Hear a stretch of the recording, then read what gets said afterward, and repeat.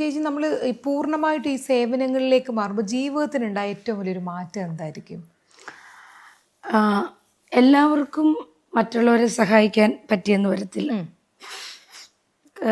നമ്മളെക്കുറിച്ച് ആർക്കും എന്ത് വേണമെങ്കിലും പറയാൻ പറ്റും, പക്ഷെ ഒരാളെ നമുക്ക് പോയി സഹായിക്കാൻ പറ്റില്ല.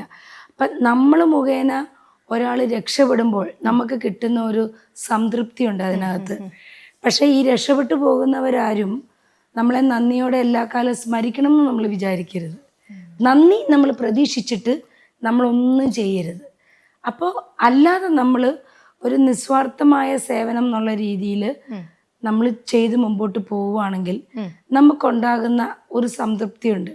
ഒരാളെ നമ്മൾ സേഫ് ആക്കുമ്പോൾ, ഒരാൾക്ക് നമ്മൾ ഷെൽട്ടർ ഒരുക്കി കൊടുക്കുമ്പോൾ, അത് അർഹതപ്പെട്ട ആളിലേക്കാണ് ആ ഷെൽട്ടർ എത്തിയതെന്ന് നമ്മൾ മനസ്സിലാക്കുമ്പോൾ അന്ന് നമ്മൾ കിടക്കുന്ന ഒരു കിടപ്പും ഒരുറക്കവും ഉണ്ട്. ആ ദിവസം എല്ലാം കഴിഞ്ഞ് നമ്മൾ വന്ന് കിടക്കുന്ന ഒരു കിടപ്പുണ്ട്. ഇനി ഉറങ്ങിയില്ലെങ്കിൽ പോലും നമ്മളിങ്ങനെ ഒന്ന് കിടക്കുമ്പോൾ തന്നെ അത്രയും ദിവസത്തെ ഭാരം നമ്മളിലൊന്ന് ഇങ്ങനെ ഇറങ്ങിപ്പോകുന്നത് നമുക്ക് അറിയാൻ പറ്റും. നമ്മുടെ മനസ്സിലൂടെ നമുക്കറിയാൻ പറ്റും. ആ ഒരിത് എല്ലാവർക്കും കിട്ടത്തുമില്ല. അതാണ് ജീവിതത്തിൽ ഈ സാമൂഹിക സേവന രംഗത്ത് നിൽക്കുമ്പോഴുള്ള ഒരു സംതൃപ്തി. പക്ഷേ ആ സംതൃപ്തിയിലേക്ക് എത്തിപ്പെടണമെങ്കിൽ ഭയങ്കരമായിട്ടും സ്ട്രഗിൾ ചെയ്യേണ്ടി വരും.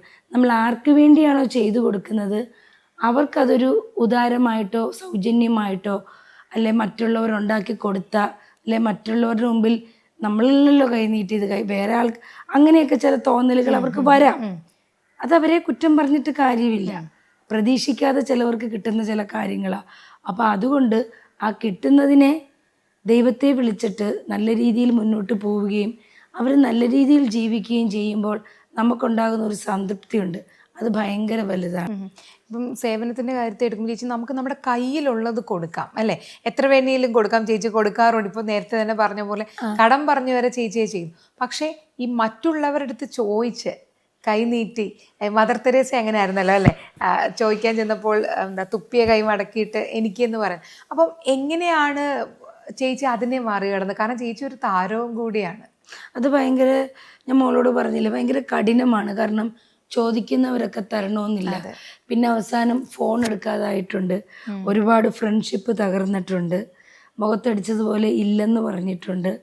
പക്ഷേ ഇപ്പം ഇല്ല എന്ന് പറഞ്ഞു കഴിഞ്ഞാലും ഓക്കെ, ഇല്ലെങ്കിലില്ല, നമ്മൾ അടുത്ത ആളുടെ മുമ്പിൽ കൈ നീട്ടും. അപ്പം എനിക്ക് വേണ്ടി ഞാൻ കൈ നീട്ടിയിട്ടില്ല.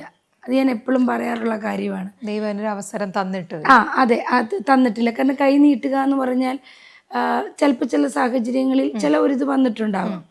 പക്ഷേ മറ്റുള്ളവർക്ക് വേണ്ടി കൈ നീട്ടാൻ എനിക്ക് ഇന്ന് വരെ എൻ്റെ മാന്യതയോ അല്ലെങ്കിൽ എൻ്റെ പ്രൊഫഷനോ എൻ്റെ നിലയെന്നും വിലയെന്നും മറ്റുള്ളവർ പറയുന്ന നിലയും വിലയോ ഒന്നും ഒരിക്കലും ഒരു കാരണമായിട്ട് മാറിയിട്ടില്ല. ഒരു നാണവും ഇല്ലാതെ ഞാൻ കൈ നീട്ടിയിട്ടുണ്ട് പലരോടും.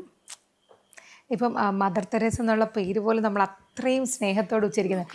ആ ഒരു അവാർഡ് ചേച്ചിയെ തേടിയെത്തുക എന്ന് പറഞ്ഞാൽ ജീവിതത്തിൽ എന്തൊരു വലിയ കാര്യമാണല്ലേ ചേച്ചി? അത് പറയുമ്പോൾ എന്തായിരുന്നു ചേച്ചിയുടെ മനസ്സിൽ? ഇല്ല, അവാർഡ് പിന്നെ ഈ പ്രഖ്യാപിക്കുന്നതിന് മുമ്പ് ഞാൻ അവരോട് തന്നെ പറഞ്ഞു എനിക്ക് ഈ അവാർഡ് വേണ്ട വേണ്ട വേണ്ട എന്ന് ഞാൻ പറഞ്ഞ് ഒരു 2-3 അപ്പം എന്നോട് പറഞ്ഞു. അവസാനം അവർ പറഞ്ഞു ആലോചിച്ചിട്ട് ഇന്ന് പറഞ്ഞാൽ മതി എന്ന് പറഞ്ഞു. അന്ന് ഫുള്ളിരുന്ന് ആലോചിച്ചു. അങ്ങനെ ഞാൻ എൻ്റെ ചേച്ചിയെ വിളിച്ചു. ചേച്ചി, ഈ വർഷത്തെ മദർ തെരേസ അവാർഡ് എനിക്കാണ്. അപ്പോൾ അതവർ ഡേറ്റും ടൈമും ഒക്കെ പറഞ്ഞിട്ട് ഫ്രീ ആണോ എന്നൊക്കെ ചോദിച്ചിട്ടുണ്ട്. ഗവർണറാണ് അവാർഡ് തരുന്നത്. പക്ഷെ ഞാൻ പറഞ്ഞത് ആലോചിക്കട്ടെ എന്നാണ് ഞാൻ പറയണേ എന്ന് പറഞ്ഞു. അപ്പം എന്നോട് ചോദിച്ചു നിനക്ക് തലയ്ക്ക് ഭ്രാന്തായോ എന്ന് ചോദിച്ചു. അപ്പം ഞാൻ പറഞ്ഞു ചേച്ചി, അങ്ങനെ ഒരു അവാർഡ് മേടിക്കാനുള്ള അർഹത എനിക്കുണ്ടോ എന്ന് ചോദിച്ചു. അപ്പോൾ എന്നടുത്ത് പറഞ്ഞു, സീമ, അങ്ങനെ എന്തെങ്കിലും ഉണ്ടായിട്ടായിരിക്കില്ലേ നിനക്ക് അവർ അവാർഡ് തരുന്നത്. ആ പേരിലുള്ള ആദ്യമായിട്ട് കൊടുക്കുന്ന ഒരു അവാർഡ് നീ ഒരിക്കലും മേടിക്കാതിരിക്കരുത്.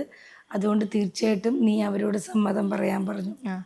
അങ്ങനെയാണ് ഞാൻ ആ അവാർഡിന് സമ്മതം മൂളിയതും എനിക്ക് അമ്മയുടെ പേരിലുള്ള അവാർഡ് കിട്ടിയതും. അപ്പം എനിക്ക് അന്ന് മുതൽ, ഇപ്പം 2-3 വർഷം കഴിഞ്ഞു, അന്ന് മുതലുള്ളൊരു ആഗ്രഹം, എനിക്കൊരു എൻ്റെ ബ്രദറിൻ്റെ ഒരു സഹോദരനെ പോലെ ഞാൻ കരുതുന്ന ഒരു മനോജ് പിള്ളയുണ്ട്. മനോജ് പിള്ളയാണ് ശരിക്കും ശരണ്യയുടെ വീഡിയോ സൂരജിനെ കൊണ്ട് എടുപ്പിച്ചത്.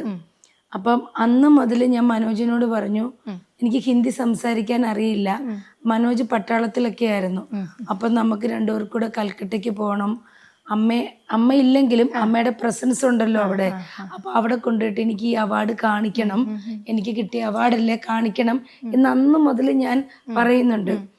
ഒരു 2 മാസം കൂടുമ്പോൾ മനോജ് എന്നെ വിളിച്ചിട്ട് ചോദിക്കും, ചേച്ചി എന്നാണ് കൽക്കട്ടയ്ക്ക് പോകണമെന്ന്. അവസാനം ഇപ്പം മനോജ് നിർത്തി. കാരണം ഇപ്പം ഇതുവരെ പോകാൻ പറ്റിയില്ല. 3 വർഷം കഴിഞ്ഞു. അപ്പൊ 3 വർഷത്തോളമായി. അപ്പൊ എൻ്റെ അടുത്ത് പറഞ്ഞു, പിന്നെ ഒരു രക്ഷയില്ല, ഇനി ഒരു കാര്യം ചേച്ചി തീരുമാനിച്ചിട്ട് പറ, എന്നിട്ട് നമുക്ക് പോകാന്ന് പറഞ്ഞു. അതെ, അപ്പം ചേച്ചി ഇനി ഹിന്ദി പഠിച്ചിട്ടേ പോവുള്ളൂ എന്നൊക്കെ ചോദിച്ചു. ഞാൻ പറഞ്ഞു അതൊരിക്കലും ഇല്ല, ഹിന്ദി എനിക്കറിയില്ല, അതുകൊണ്ട് തന്നെ ഞാൻ പറഞ്ഞിട്ടുണ്ട് മനോജന്റെ കൂടെ വരണമെന്ന് പറഞ്ഞിട്ടുണ്ട്, അപ്പം അതുകൊണ്ട് നമുക്ക് പോകാന്ന് പറഞ്ഞിട്ടുണ്ട്. അത് ഞാൻ പോകും. കാരണം ഞാൻ എൻ്റെ മനസ്സിൽ അമ്മയുടെ അടുത്ത് കൊടുത്ത ഒരു വാക്കാണ്, ഞാൻ അമ്മയുടെ അടുത്ത് വരും എന്നുള്ളത്. അപ്പം അതുകൊണ്ട് എനിക്കിത് അവിടെ കൊണ്ടുപോയി കാണിക്കണം. അപ്പം അതുകൊണ്ട് ഞാൻ അതും എടുത്തുകൊണ്ട് പോകും.